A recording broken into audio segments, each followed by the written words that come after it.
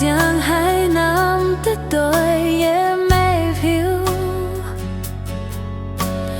mấy năm nên đây lâu bình yên hay mây thiếu nhau buốt mây ở phía nam quay lại nên tu biết đây là nhau buồn.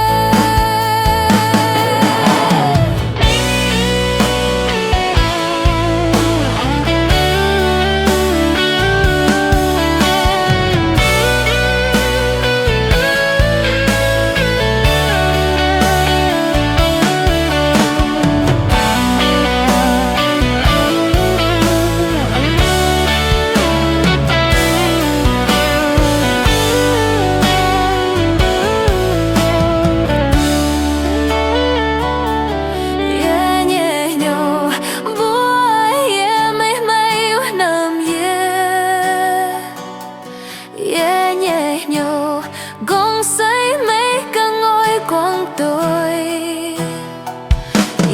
mây yêu bát mây tàu mây yêu đông gom hối buồn nhẹ nằm duyên đây mấy mai nên nhớ mấy năm nên sao hiểu nhẹ có chẳng hiểu giờ này xuống mấy sao ai buồn nhau muốn Giêsu cha tia say